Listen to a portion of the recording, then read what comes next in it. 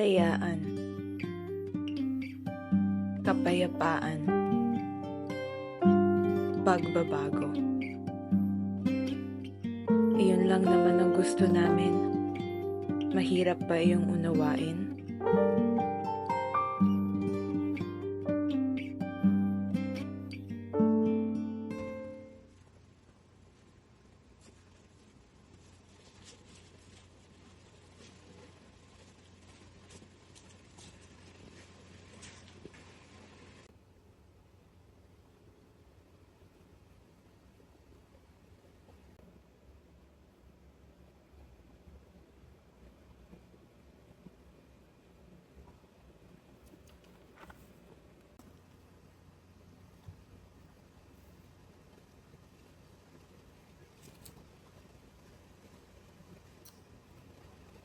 Naantok na talaga ako. Ay naku ate, kaka-cellphone mo yan. Wow, sa'yo pa talaga nang galing ha. Nahiya naman ako. Kung hindi ka muna nag-cellphone kanina bago ka nag-review, edi sana tapos ka na. Ang hilig mo kasi mag-procrastinate. Bakit? Totoo naman na. Iitip lang ako saglit. Ikaw ang bahala ate. Isang oras ang alarm ko. Magre-review ulit ako pagkagising. Wala kang hindi ka magising ate. Eh di, ikaw ang gigising sa akin. Ha? Eh kahit yug-yugin kita ng ganito, hindi ka nagigising eh. Edi paano na? Tulog man di ka man din. Edi ako sisisihin mo niyan.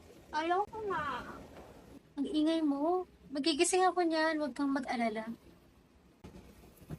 Basta hindi ko kasalanan pag hindi ka gumising dyan. Paala ko sa buhay. Ay, gusto ko na rin sanang magpahinga. Pero marami pang gagawin sa bahay pagkatapos sa bukid eh.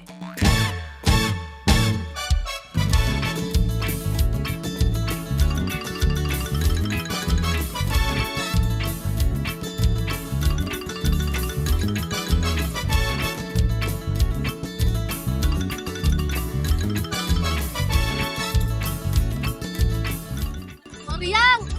Kapos na kagad sa bukid? Hindi pa. Nauna lang ako kasi magluluto pa ako ng hapunan.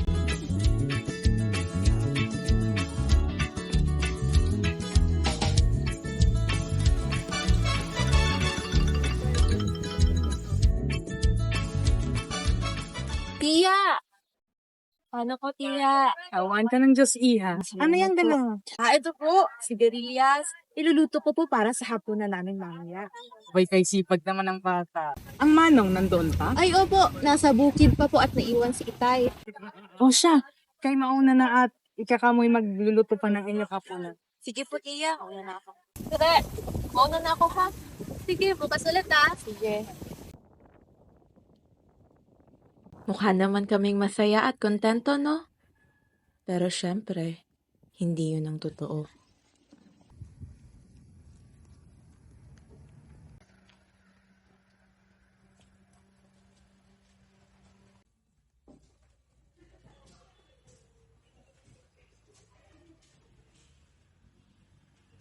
Kuya, nandiyan ka na ba? Opo, Nay! Andito na ho ako.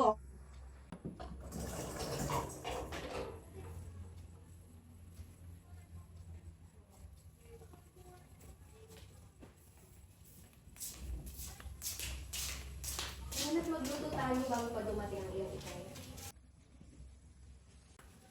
Saan ba yung mga kapatid mo? Dahil kahit sa panahon namin, hindi maaalis ang kalupitan at mga lihim na itinatago.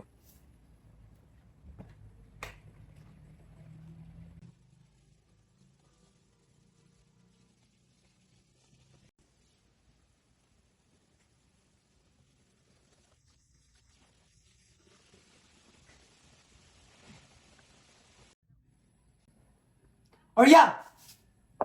Po? Napasoldo mo na ba ang lahat ng mga tauhan kanina? Opo, Itay. Nabigyan ko na po sila lahat ng sahod. Mabuti naman kung ganun.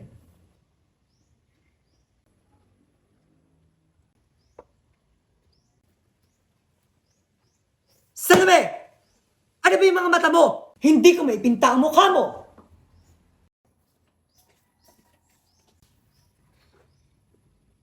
Ano ba yun, Luming? Ayusin mo yung ugali mong bata ka. Kung makatingin ka sa manang mo, hindi ko nagugustuhan yung asal mo. Humingi ka ng tawad.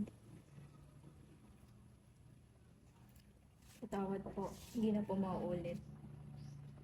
Pasensya na po, Manang. Ayos lang yun, Meng. Tama lang talagang hindi ka na mag-aral. Buti na lang talaga. Mapurol din naman ang utak mo, tulad ng manang mo. Tama na yun, Victorino. Ang pagsabihin mo, yung anak mo, to iya es estupida! Itong isa, hindi man lang kaya mag-aral kahit isang taon man lang sa elementarya. Ito naman, nasobrahan sa ambisyon. Gusto pang mag-aral, dapat nandito lang sa loob ng bahay. Kung naging lalaki lang sana yung bunso mo, edi sana maayos ang pamilya natin. Ewan ko sa inyo, sa todos estúpidos!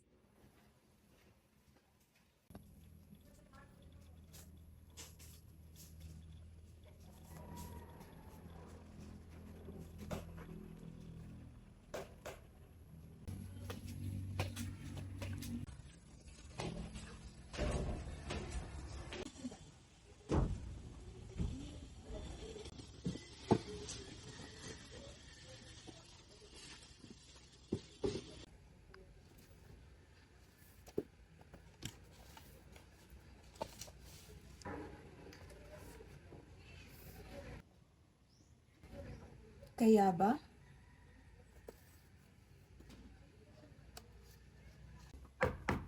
Manang? Manang? Ano yon? Oh! Manang Auring! Anong sadya niyo rito? Ito kasing si Lumeng. May pagtatapat sa'yo. Manang kasi... Hali muna kayo rito. Maupo muna tayo.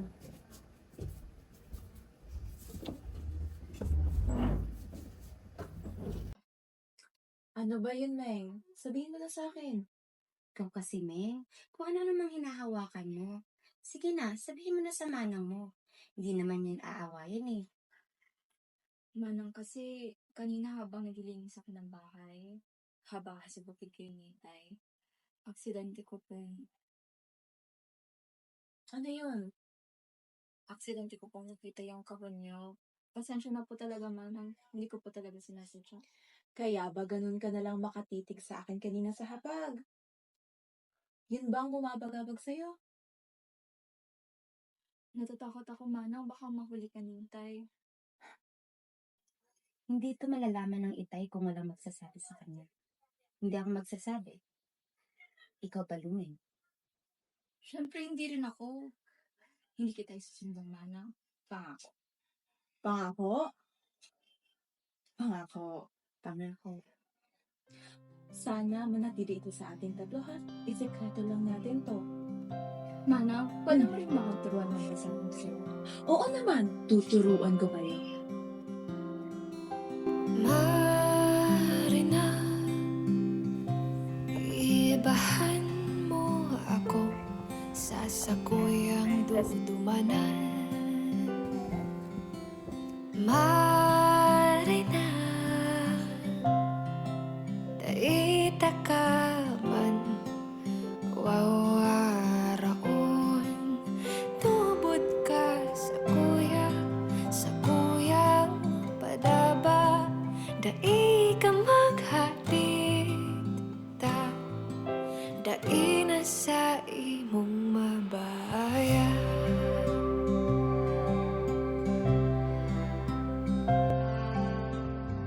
Ivan Princess. Ivan, isa siyang malupit na ama. Kapit ilaw mo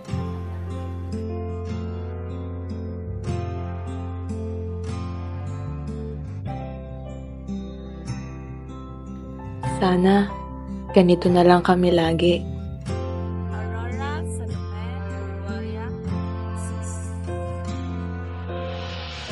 Nakangiti, tumatawa, at malaya. Orian, nasaan ka? Bakit po, Itay?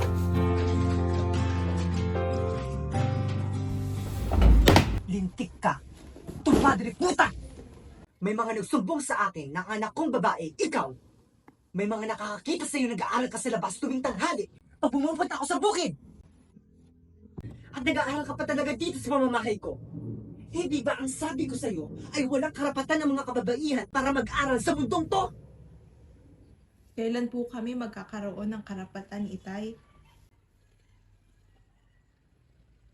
Kung naging lalaki ka lang sana, susuportahan pa kita. Kailan po yun kung ganun?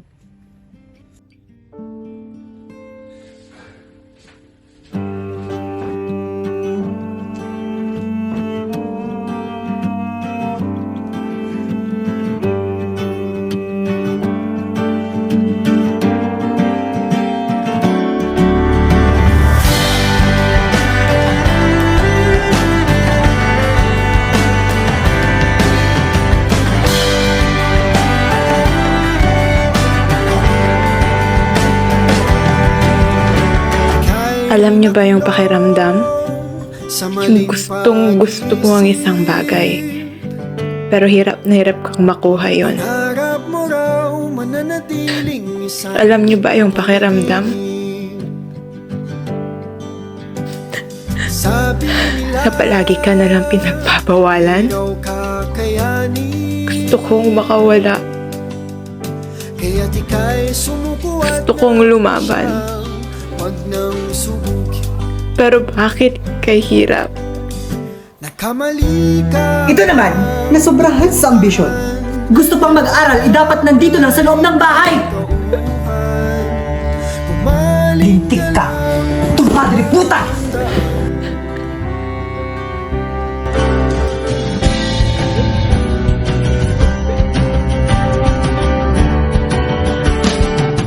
At nag-aaral ka pa talaga dito sa pamamahay ko. Hindi ba ang sabi ko sa iyo ay walang karapatan ng mga kababaihan para mag-aral sa mundong to?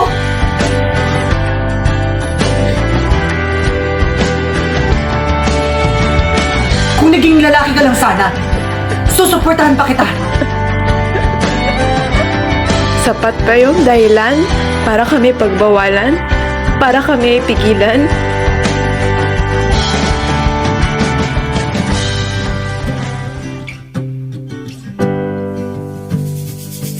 Bakit kami pinagkaitan ng pagkakataon? Nakulong ka. Kami na may pangarap.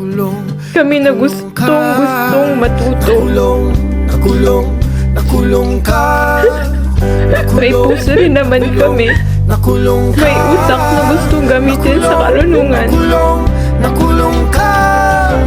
Nakulong ka. Hanggang kailan kami mananatiling nakakulong sa kamangmangan at makikitig na utak ng mga tao?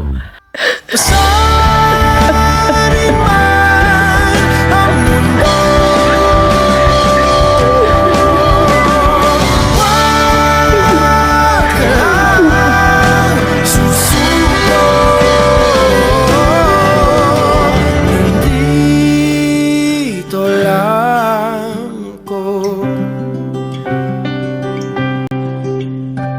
Diyos ko, sana sa susunod, hindi na kami nakakulong sa anino ng mga kalalakihan. Sana isa na lang itong masamang panaginip na sa oras na gumising ako, makamit ko na ang pagbabago.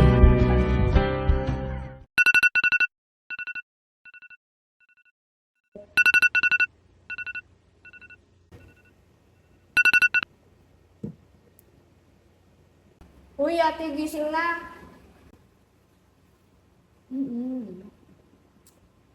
Gusto ko na lang talagang mag-asawa. Ayoko na mag-aral. Ay, gising ka na niyan? Mukhang hindi pa yata.